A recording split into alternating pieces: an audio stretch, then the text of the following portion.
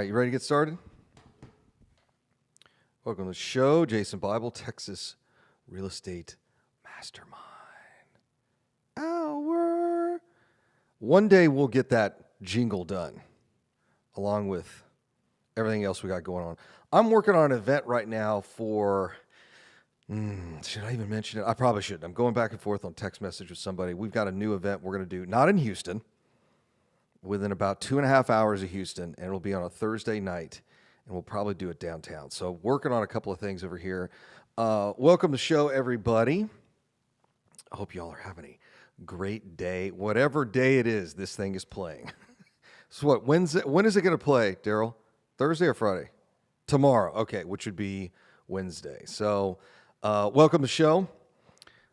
Today is, last couple of days have been interesting. We're making some changes over here. We're always making changes. My goal for 2023 is to make a really good brisket. Like, that is really my goal. Everyone's like, Jason, you buying a bunch of apartment complexes? What color is your airplane going to be? I'm like, look, man, I'm just trying to make a good brisket. My ribs are insane. My pork butt is absolutely divine, but I, at least until this last week, could not smoke a brisket to save my life. So I got into heavy research mode, and I'm researching for weeks. This wasn't like last week. This was like weeks. This was starting in it's now February 21st. If you're listening to us, it's 22nd. And I am feverishly just devouring Texas brisket recipes and techniques. And I'm trying to figure out how Aaron Franklin does it. If you guys know who Aaron Franklin is, he's in Austin, Texas. Franklin Barbecue makes some of the best on the planet. I think he's number 6 on the top 20 barbecue places in Texas. But anyways, absolutely phenomenal. I've been watching interviews with him, seeing guys try to break down his technique, his recipe, his ingredients, where he sources his material from. You know, the wood, somebody put it to me yesterday when I was looking at one of these YouTube videos. The wood, you don't look at as a fuel. It's an ingredient. You know, the type of, a lot of folks don't know this unless you do a lot of smoking. I can taste the types of wood that are used in meat. Like, I am completely adverse to mesquite. It is, when you smoke with mesquite, it's just so bold and thick. It's like eating tar to me. It's just too strong. I'm a big fan of pecan. Whenever I'm smoking, smoked salmon's another thing I make that's absolutely incredible. I do a full filet smoke on it. It's ridiculous. The kids eat it like it's candy. Like, the children eat it. It's so good. They absolutely love it. So I need to do one of those soon. But I'm an apple wood guy, apple or cherry on the salmon and chicken. And most of the time I'm a pecan guy, but it looks like a lot of folks are using post oak. That's kind of the go-to for Texas barbecue. But for whatever reason, I just like pecan better. So in any case, the last couple of months, I've just been devouring all this information. And then I put together what I thought would be the best brisket I can make. So that's what I did on Friday and Saturday. 26 hours of cooking and smoking. And I'll tell you, I do these things. I have a big green egg, and I have a PK grill, which is called a portable kitchen. It's a little aluminum grill, not much bigger than the size of a backpack. It's about the size of a half sheet. If you guys know how big a half sheet is, in baking terms, it's, 20 inches by 15 or 16 inches, something like that. So not real big. So when you put a 14-pound brisket in there, I mean, you got to be really careful, because the smaller grills are much more sensitive to temperature.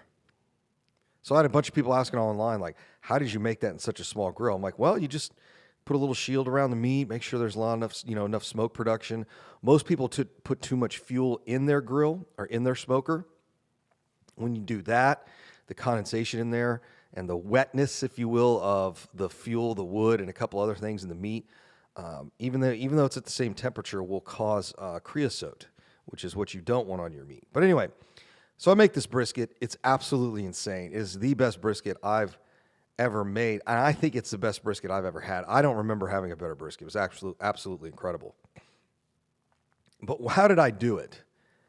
Well, real simple. I looked at everybody else to see what they were doing. I mean, don't get me wrong. I didn't buy a Wagyu brisket, but I bought a Prime 1 brisket, $50, $60 for a brisket. I had the best wood, the best grill, the best charcoal. I actually used just briquettes, a competition series briquette, which burn a little bit hotter, but they burn a lot cleaner with less ash. And that's really important so it doesn't clog up your air holes. So anyways, bought all the best stuff. Peppered it but here's the deal. You're going to have all the best stuff and a poor technique, and you're not going to be able to create a championship-style brisket. I followed all the instructions. There's like 2 or 3 things I could do differently, and I will in the future. The PK, one of the challenges you have is because the older, and I have an older version, they're a little bit more challenging to keep the air holes, the vent holes open, and keep the ash buildup down. And I was using an ash basket in there. If you guys know what that is, a coal basket. I'll never use that again. Just created a mess. But anyway, long story short, I put together a plan, and I had all the best stuff. But at the end of the day, I still had to create a skill, manage a technique to be able to get the best smoked brisket. I can listen to the best guys in the world, buy the best stuff, but I still have to do the work. Honestly, I wasn't sure how long this thing was going to go. When you guys that smoke meat know, it's done when it's done. It's not done on a timer. A lot of people, oh, when's it going to be ready? Hey, it'll be ready, at this time or that time. I don't get to decide when it's ready. It's ready when it's ready. You could buy the same meat you could smoke 2 and guys that have done this before, you can smoke 2 of the exact same briskets. One will be done before the other one. There's so many parallels to real estate investing here. The most common question I get asked is, Jason, when can I get my money back out of a deal? And I always tell folks, I'm like, well, it depends. Well, is it going to appreciate 10% this year or 20% this year? I don't know. We'll know as it starts to cook. We'll look and see when that submarket's doing. But here's what I do know. Over a long enough timeline, it's going to make you rich. Jason, when's the brisket done? Don't know. But I do know this. Over a long enough cook, it's going to be really good. But you can't rush it. You rush it, gets done too soon, it's chewy, nasty, nobody wants it. It might be done in 20 hours, it might be done in 26 hours. I don't get to choose. All I'm doing is my part. The theme of today's show is you are the asset. The house is not the asset, the loan is not the asset, the construction company is not the asset, your team is not the asset, you are the asset. Jason, when am I going to be ready to retire? When can I retire from real estate? Well, I'm not real sure. That's kind of up to you. In the theme of life, you just do your best planning, do the things you need to do when they need to be done, and then you just let it ride and see where it goes.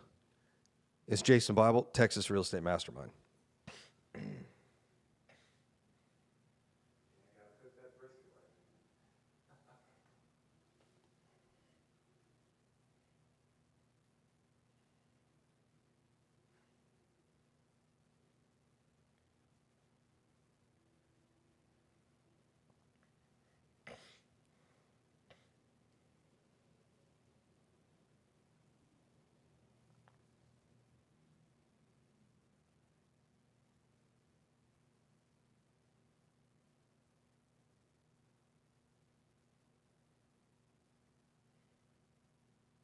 Hold on 1 second.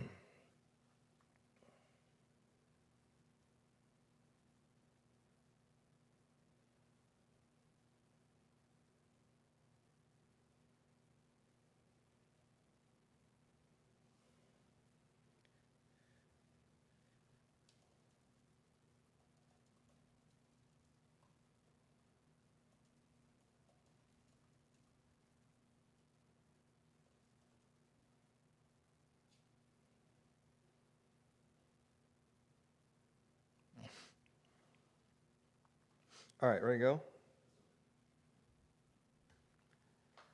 All right, welcome to the show. Jason Bible, Texas Real Estate Mastermind. When's the brisket going to be ready? I don't know. Jason, when can I refinance all my money out of a deal? When is the property going to double in value? No idea.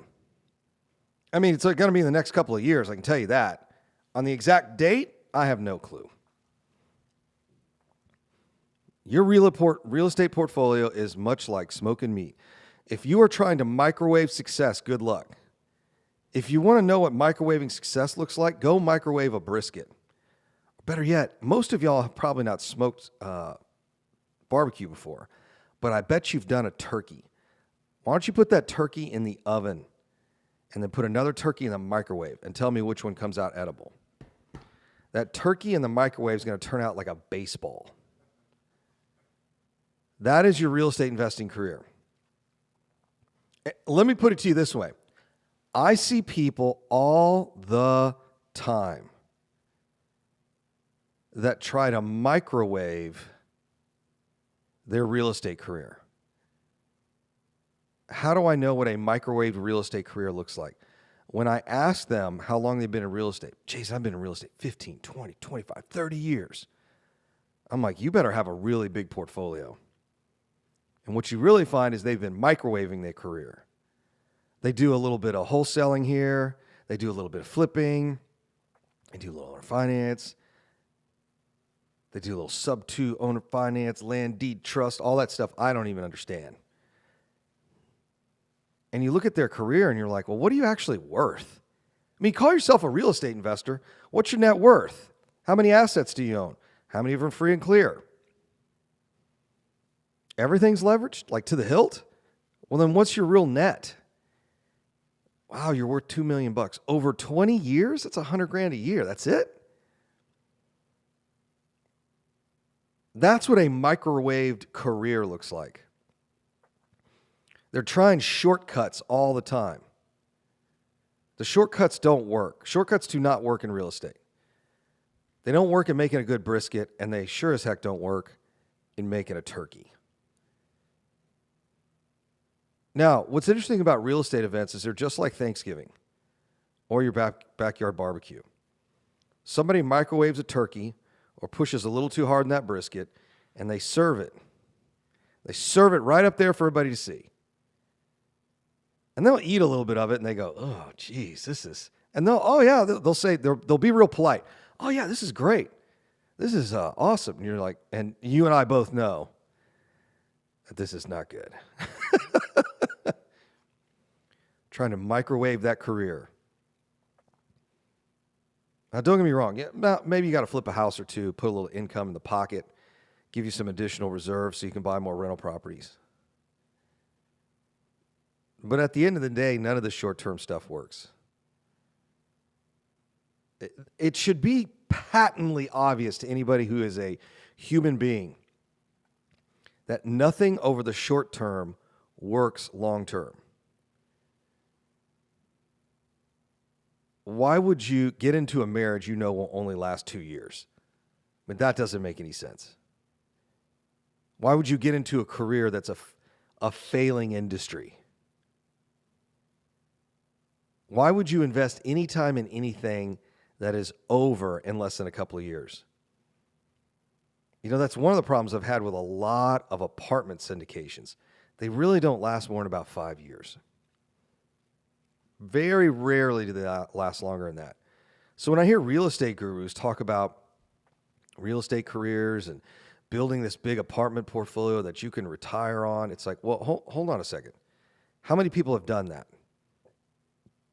Because all the syndications I see just get sold after a couple of years. They're really just long-term flips. And what you really find is that the folks that are doing real estate at, let's say, at a very high level, own a lot of these things either individually or in very small partnerships.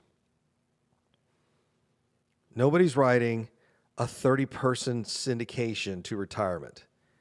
You got 30 different people. I put it to everybody this weekend. We hosted our 3-day complete real estate investing class. We do it every month, So if you guys want to see us in March, go to the website and sign up. It's like $100 to go.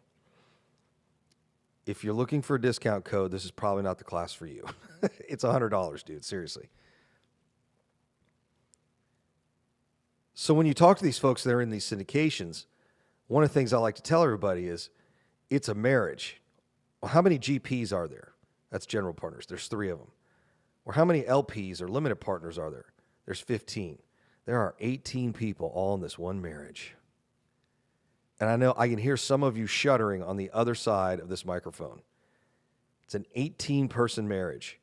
A marriage between 2 people it can be a mess enough.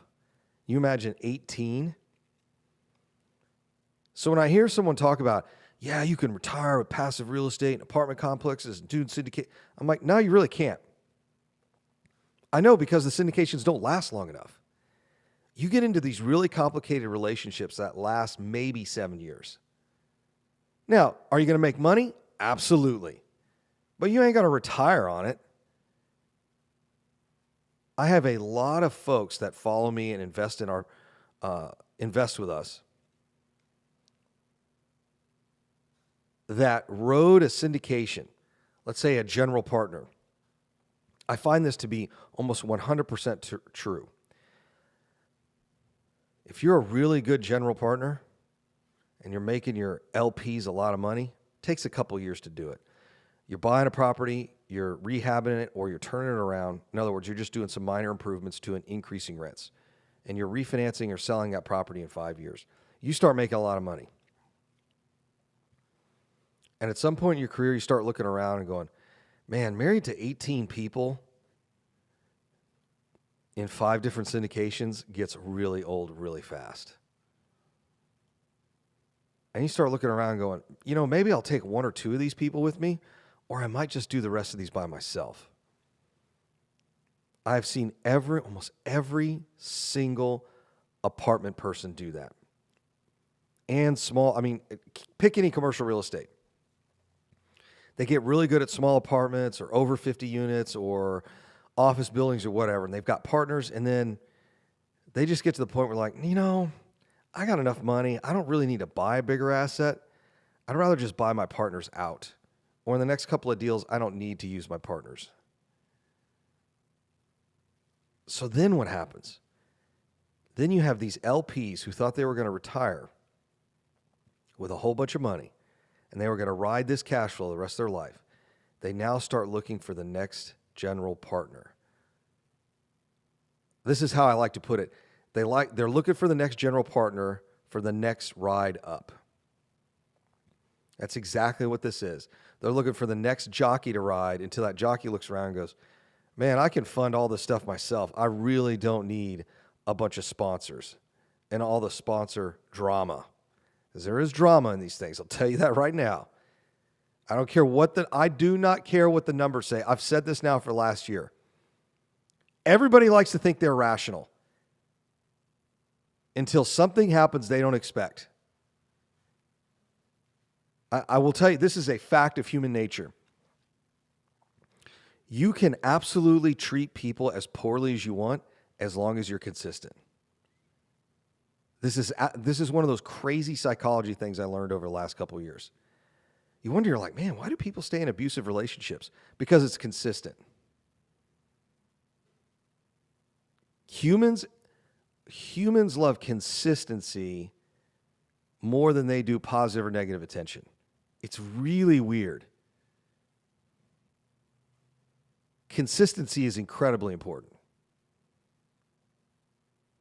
So what happens? Something goes a little sideways in a syndication or deal, and people start freaking out.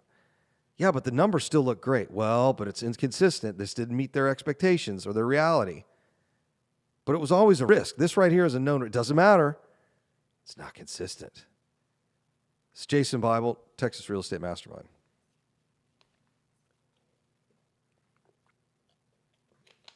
All right, ready to go? One of these days, they're going to pull our show. It's getting too real. So when I have Andrew Tate on, I'm going to get banned at that point. Jason Bible, Texas Real Estate Mastermind. So I don't care how unemotional, Jason, I'm strictly driven by the numbers. In fact, A lot of times people lead with their insecurities. I have found this to be almost 100% true. When someone says, oh, Jason, I am strictly by the numbers. If the numbers make sense in the deal, then I'm doing the deal. Almost every person that has told me that, you find out later that the complete opposite is true. They have to be convinced to do the deal. Like, show me the business plan and what color are the drapes going to be? And, are we going to paint the brick? I'm like, who cares? This is what they rent for, buy it or not. Almost all of you guys lead on emotion. Now, you will use the numbers to justify your decision, but all of your decisions are based on emotion. I'm teaching a class in March, and about half of that class is just on psychology. It's about how to raise private money. The class, a couple $1,000. It is worth it. You get one good private lender, that can make your career. It really can. You find a good private lending partner. I am still, to this day, borrowing money from private lenders that I've been working with since 2010. 13 years now. In fact, in some cases, I'm working with their children. Now, when I say their kids, whenever I say, hey, I'm working with our private lenders' kids, everyone thinks their kids are like 20. No, their kids are 70. So I'm now working for their estates. I'm putting their money to work through their estates. A lot of times through their IRAs. The reality is that these syndications don't last. You make a bunch of money, then it's gone. It's just a long-term flip. Where you want to get to is where you've got enough capital to take these, not only capital, but you got to have experience. See, one of the little tricks in commercial real estate is they don't care how much money you have, to a certain extent. You got to have enough to do the deal. But they also don't want the property back. So in commercial real estate, they're really looking at experience. And here's something I've noticed, and this is becoming increasingly more important in single family. They're looking at your experience. I'll give you a good example of this. We've got folks in our mastermind that are taking on some pretty big projects. So much so that lenders look at them and say, look, I know you've got a general contractor that's managing this rehab, but we're just not sure if you've got the experience to manage it. So then Rob and I will say, hey, just put us on the LLC for a small percentage, and then you guys can leverage our resume to get the deal done. And about 99% of the time, the lender's like, no, that's a great idea. We'll do that. That's the importance of being in a group. Not only is it solving problems, but it's also getting deals done. I mean, we're doing the rehab for them anyway. As part of our mastermind, that's a service we offer. So it's like, well, just put us in for a percentage of the LLC, and we'll go, and you guys you can borrow, you can leverage our resume. That's the real estate term to use. You can leverage our experience, and we can help you guys get the deal done and the rehab completed.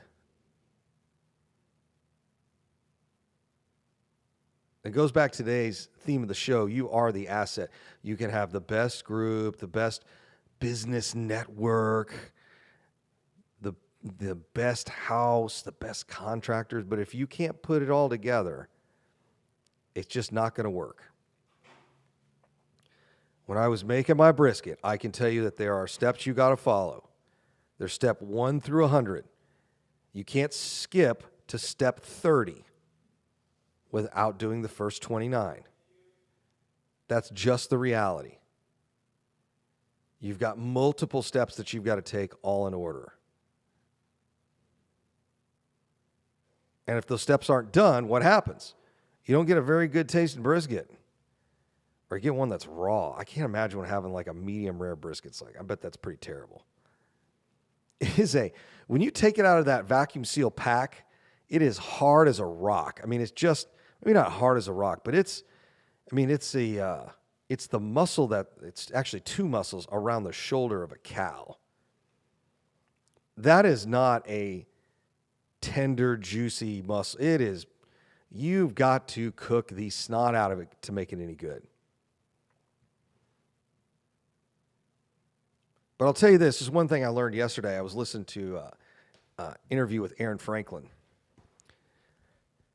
And one of the things he said is the interviewer asked him, said, hey, so do you guys change things up often, or do you simply doing the same thing every day? He goes, no, we're changing stuff constantly. He said, I'm a tinkerer by nature. He said, even daily we change temps. We'll change temperatures. We'll change our rub recipe. We're just throwing everything at the wall.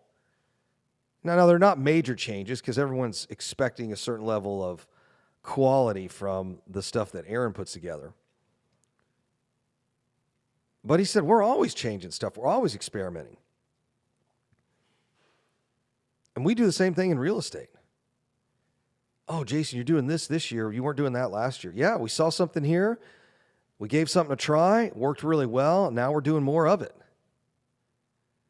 Rob and I, and we're going to talk about this at the March mastermind meeting for those of you who are members of the mastermind. But he and I have been doing a little something behind the scenes. I'll just put it that way. We're trying to prove a point. And the point is, you don't need some huge geographical area. You don't need, the next best, coolest market. What's the big prediction? We are working really small markets to see how fast we can pick up $1 million in equity. And I think he's gonna pull it off by March. He started in December. There's a very good chance he's gonna pull this thing off by March. Now, not all that $1 million comes in the first couple of months, but he's picking up a ton of equity. $250,000, $500,000, somewhere around there. I don't have the final numbers yet. But we're playing this little game of how much stuff can we buy in a market area. And it just kind of happened by sheer accident. We were having a conversation with a couple of our mastermind folks. Well, what about that market, this market? I'm like, you know what? Let's just pick an obscure market and start buying. So he found one he liked. It's real close to where he invests already, within about 30 minutes away. And then just drew a little border around it. I don't think it's more than 3 square miles. It is really small. I had to get on Google Maps to tell you how big it is. And he's going to make $1 million in there in a handful of months, using the exact same techniques we teach you guys. Now, are you going to do that on your first deal? Absolutely not. You got to put in a lot of work. Got to get a little bit of experience, especially in these times. But the whole idea here is you don't need to buy 17 apartment complexes, get in a bunch of syndications, have 20. This is what I think is so funny. You will run into these guys at real estate events. They're like, I'm in 5,000 doors. And I'm like, okay, well, how much? Like you're in 5,000 doors for like $200,000? Or you got 10 million in 5,000 doors? Because I know what 5,000 doors costs. 5,000 doors is deep. 5,000 doors is like $50 million. So what are you into them for? No, that's $500 million. I mean, you got a 30%. You have $150 million in play. You got $150 million in play. I don't think you're hanging out here Tuesday night for the free beer and chicken wings, getting advice on how to do real estate. So time for you to be a little more honest. People lead with their insecurities. They don't want you to ask them how successful they are. They want to tell you that they've got 5,000 doors and they're super successful. Well, what does that mean? What do you really have at risk here? I've started asking a lot of people that question. What do you have at risk? It's Jason Bible, Texas Real Estate Mastermind.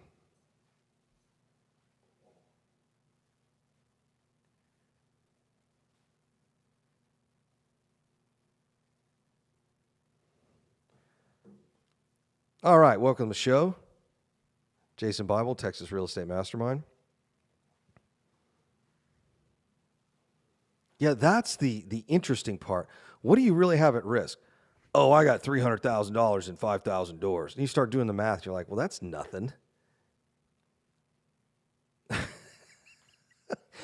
the entirety of your portfolio is comprised of $300,000, and you're going to sit here and lecture all of us on what's going on in the marketplace as a passive investor who doesn't have much of your net worth at play. There's a guy that gets on Facebook. I've stopped following him because it's just too tempting to argue. What's funny is he's got some friends that tell me what he's really doing. And he's doing some stuff, not necessarily real estate, doing some trading. Oh, we made 10,000%. And I'm like, well, how much money do you have in it? Like $5,000. Well, if it was such a great deal, why didn't he put all of his net worth if he knew he was going to make 10,000%? But then he gets on Facebook and argues. I shouldn't even argue. Just tells everybody what they should be doing. Instead of saying, hey, this is the honest way to do it. Hey, I put $5,000 into this little investment here, made 10,000% rate of return. Not necessarily. I'm using the numbers as it was really like $5,000. I don't know what his rate of return was, 300%, 400%, whatever it was. And then it's like, okay, well, that's cool, but ain't nobody retiring on $5,000. Even at 100% rate of return, you made 5 G's, you're at 10 grand. What's the big deal? Like if you thought you were going to make 100% rate of return, why didn't you put all your net worth in it, less your reserves? See, I don't know who I picked this up from. I don't know if it was a paper I read somewhere, but people lead with their insecurities. I hear it in our weekend event a lot, especially when we have young people in. They'll say, Jason, well, I'm young. What does that have to do with anything? You're the only one that knows how old you are. Now, you look young, but nobody's thinking, I don't want to invest with this person because they're 27 or 23. We had somebody that just turned 21 in one of our events. We had 2 guys just graduated high school, about to go off to college. Both turned 18.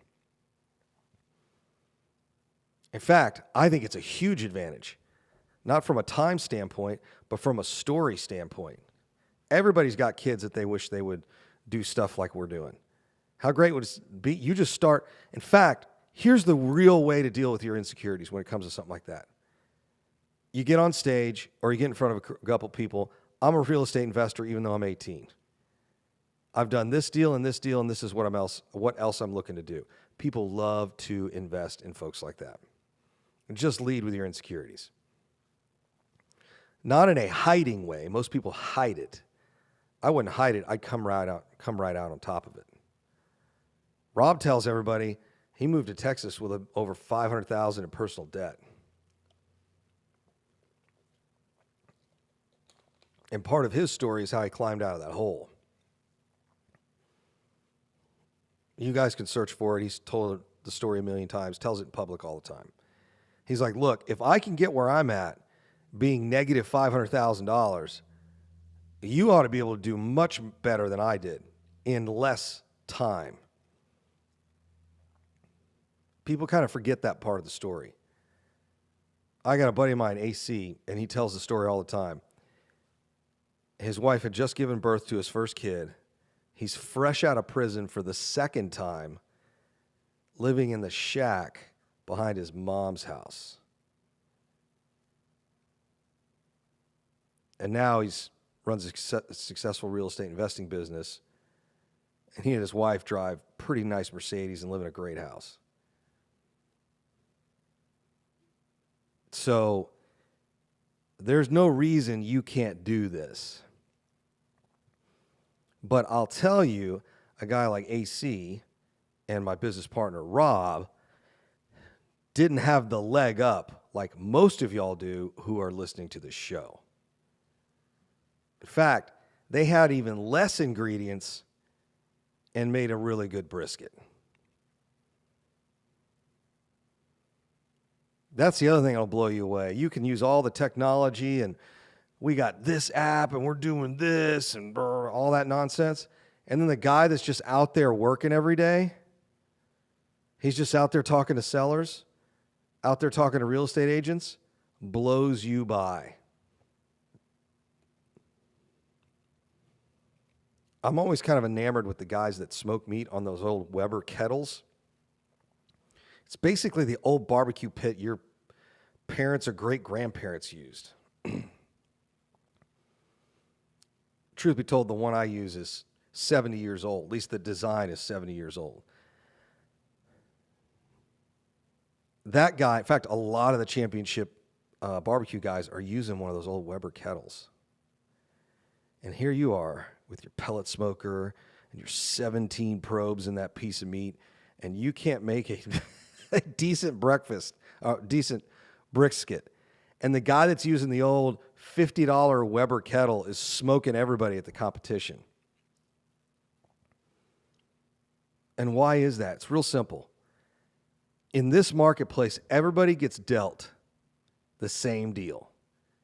You get the same piece of meat, you get the same firewood, you get the same ingredients, same spices, same amount of time. But the real asset is you. The real asset is the guy behind the pit. The real asset is what's going on between your ears. And that's where most people screw up. They hoist their responsibility back on the marketplace, back on the deal. They blame the brisket for not smoking itself. Well, Jason, this brisket was bad. Was it the brisket or was it you? Well, Jason, this single-family house, this apartment is just bad. Is it? Or is it you? Oh, Jason, I've sent some emails. I mean, I've made some phone calls. But this deal that started out really good a year ago is a big piece of junk. Is it really? Or is it just you? Because the apartment complex all of a sudden didn't get bad. The brisket didn't cook itself wrong. You have all of these resources at your fingertips. And you're telling me it's somebody else's fault. Conversely, it's that I always cringe when someone says they're self-made, or usually it's when they're speaking somewhere, a self-made millionaire. I'm like, dude, you ain't self-made. It takes an entire team to do this right. Somebody's got to grow the cow. Somebody's got to butcher the cow. Somebody's got to get that meat to the grocery store. It's got to get from the back of the loading dock at the grocery store to the place where you can pick it up and put it in your basket. Somebody's got to make that basket. Somebody's got to build the building the grocery store is in. I mean, think about all of the jobs and all of the technology to go from cow in random somewhere, Texas, to finished brisket product sitting on the island in your kitchen. That's real estate. It's the exact same thing. Here is this house that's falling apart. How are you going to buy it, rehab it, put a tenant in there, refinance it, and do the next one? You only need to do about 20 or 30 of these things to get really rich. You don't have to do 100. You don't have to buy 5,000 doors. You don't have to be on stage telling everybody how great you are and how many millions of dollars you made in XYZ. Dude, you need 20 or 30 of these little houses. I was sitting down with one of our newest members of the mastermind this morning. She's like, here's my goals. I was like, okay, you need 4 a year. She's like, that doesn't sound like a lot. I'm like, it's not. It's 4. We could do that this week. Let's pull up what we have under contract. You want 4 doors right now? This is Jason Bible, Texas Real Estate Mastermind.